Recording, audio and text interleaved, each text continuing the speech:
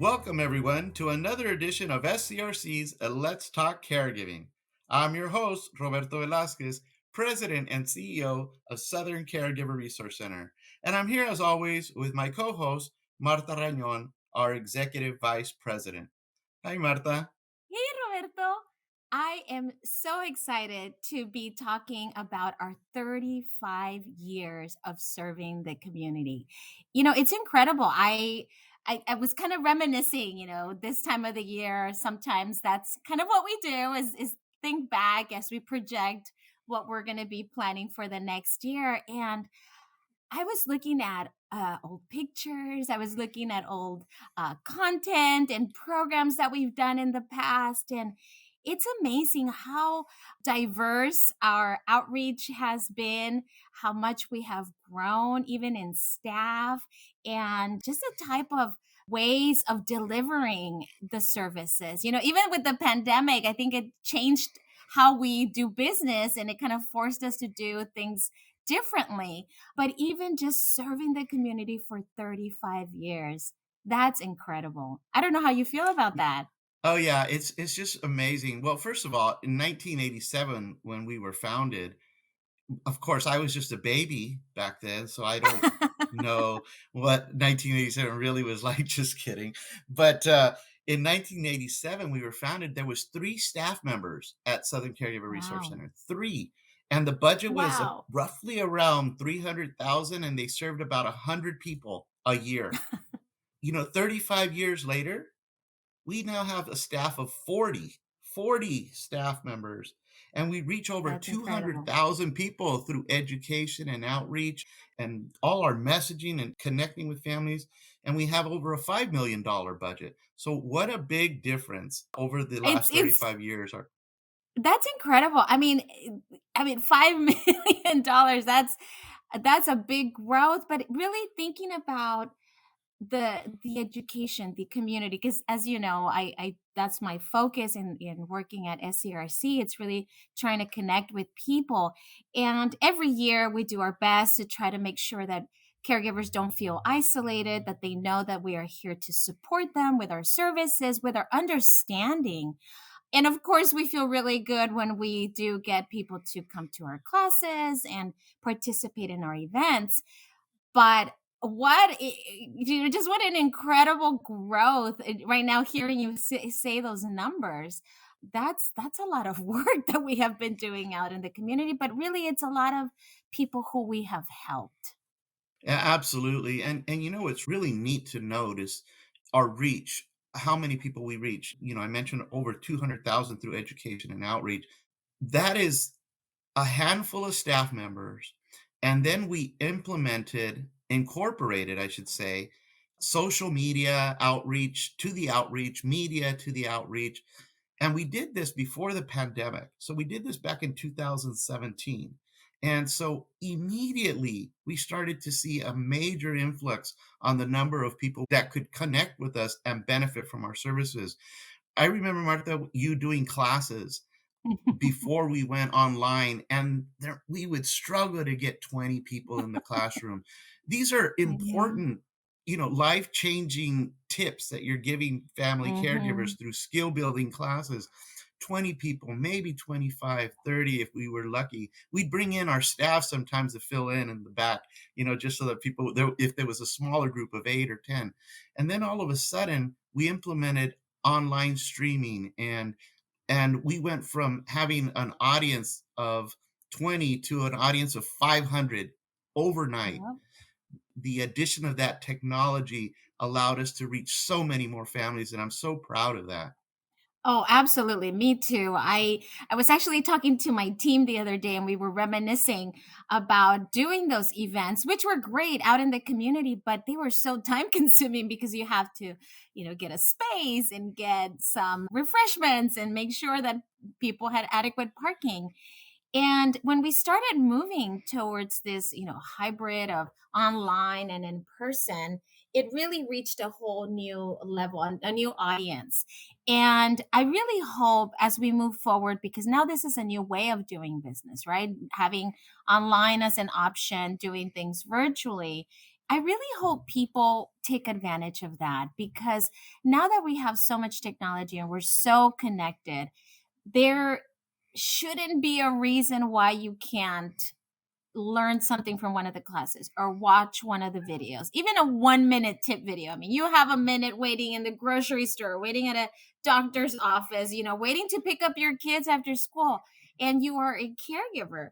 Watch one of those 1 minute tip videos, and you will realize that, wow, maybe I learned something and I can implement it as a caregiver.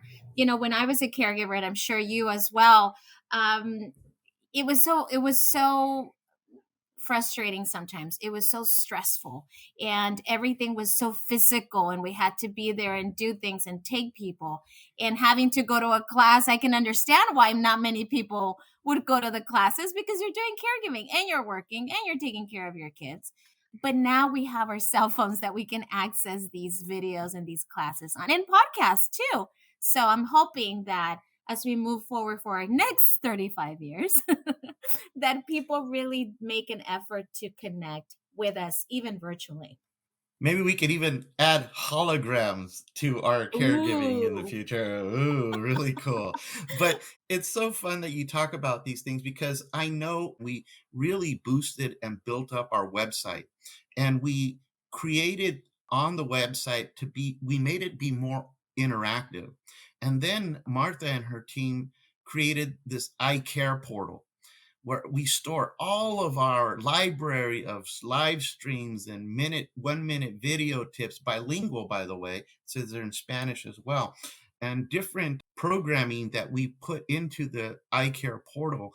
And the purpose for that was not that we could foresee COVID coming, but it was to make accommodations for the working caregiver who a few years back started to become the primary caregiver, that sandwich generation, Mhm. primarily woman caregiver who is not only taking care of a frail older adult in the home, usually a parent or some relative, and is also working and managing children in the home as well as household chores. So just like you started saying all of that, so we created this eye care portal and now you can access things at night when you settle down after dinners.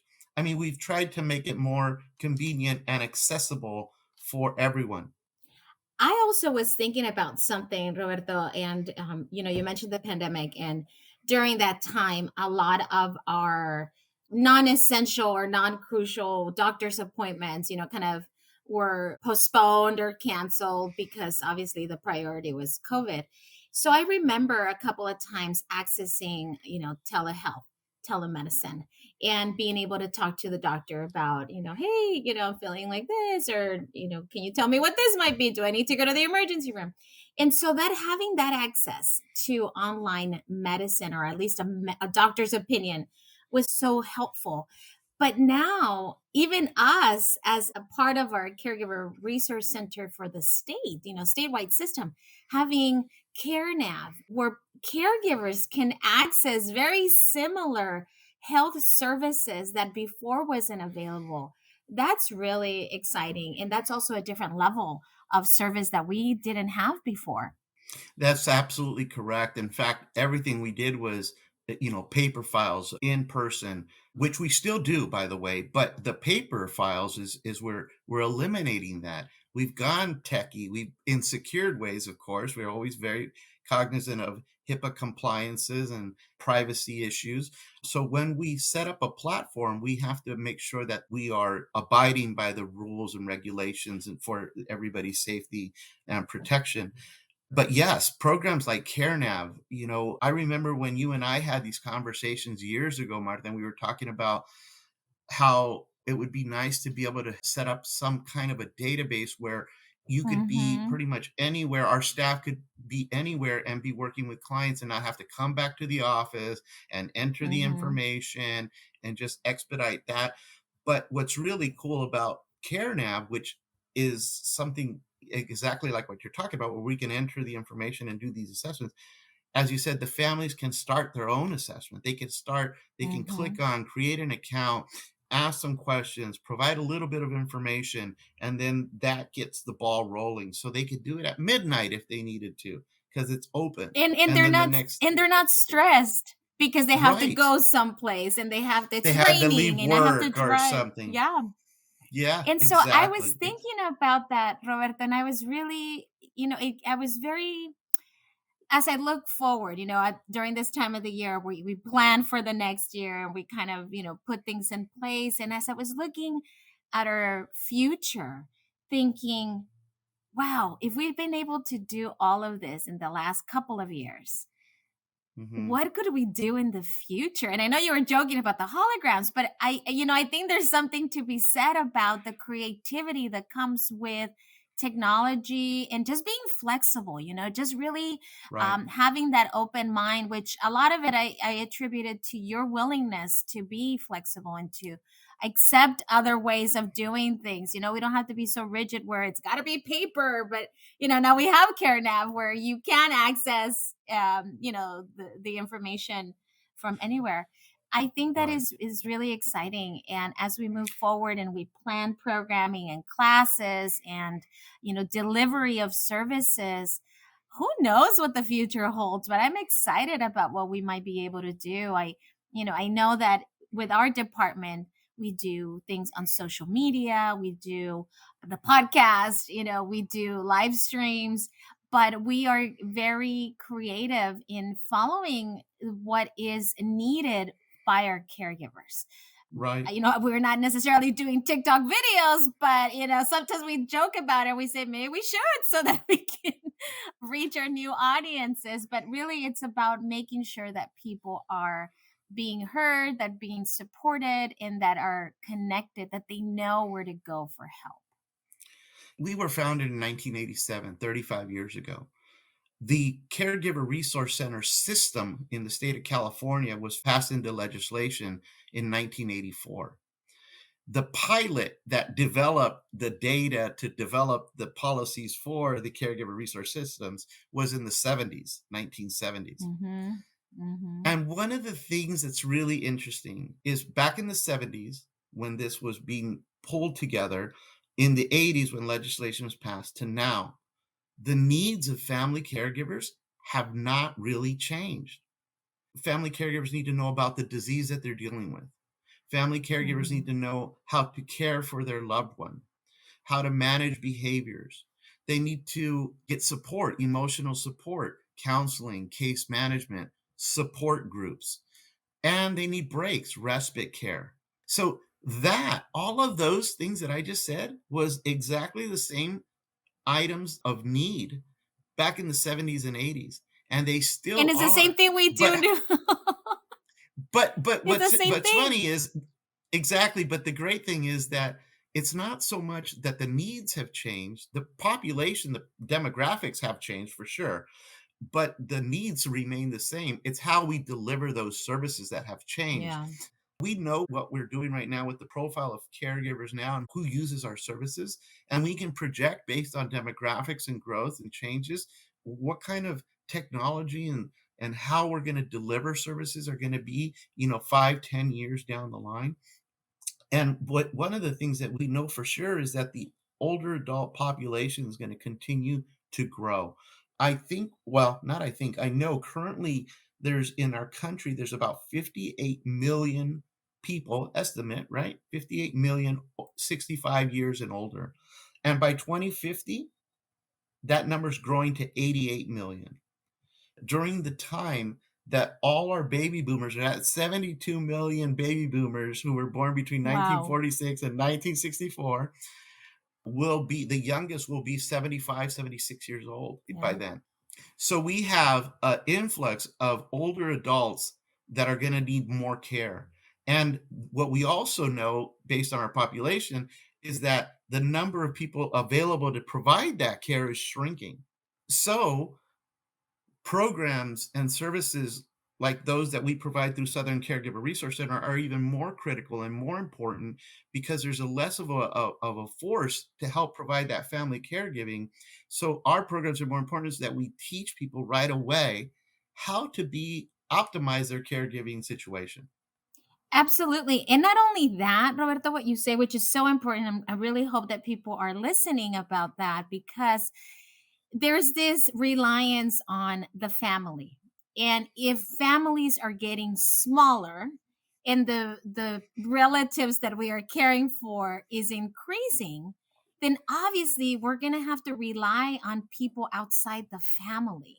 In talking to caregivers, when I do these programs and I talk to them about their situation, they often start off with, "Well, I can't rely on anybody. I'm the only child," or, "My sister doesn't really help because she's out of town, and so it falls on me." And so, what I try to explain to these caregivers is, well, who else can you depend on? And that's why we have all these programs, right? If you need our help, we can connect you to transportation services, to home meal delivery programs, to counseling, to whatever it is that you need. Have a better understanding of what is Alzheimer's, what is dementia.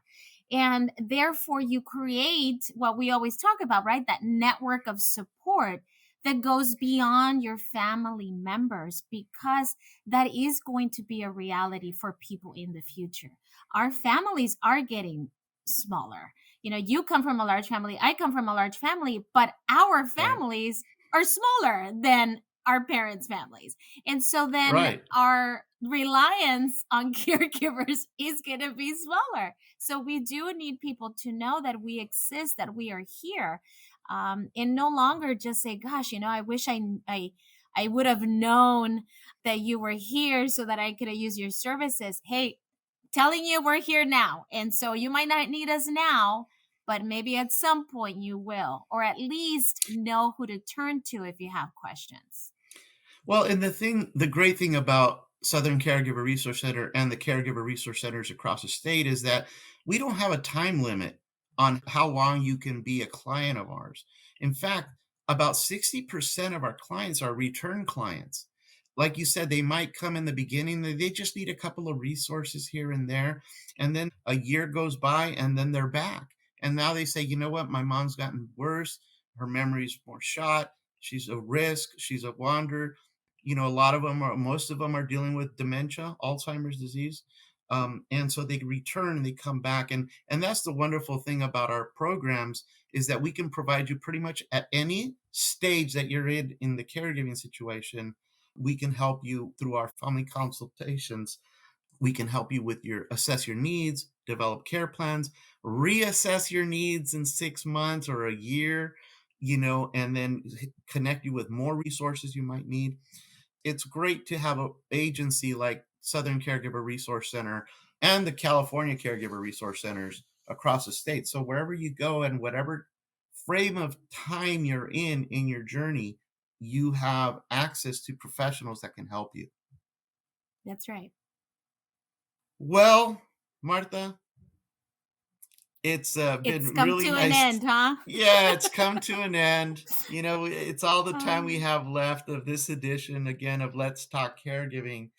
I want to invite all our audiences to hear more podcasts and follow us on their favorite podcasting platforms, or visit our website at scrc.care.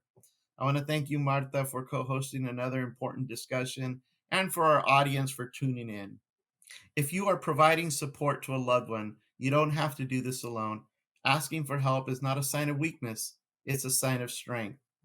To connect to our programs and services, visit our website at scrc.care or call us at 1 800 827 1008. If you live outside of San Diego and Imperial counties, visit caregivercalifornia.org and connect to the Caregiver Resource Center closest to you. To support our efforts and make a tax-deductible donation, please go to scrc.care and click on the Donate tab.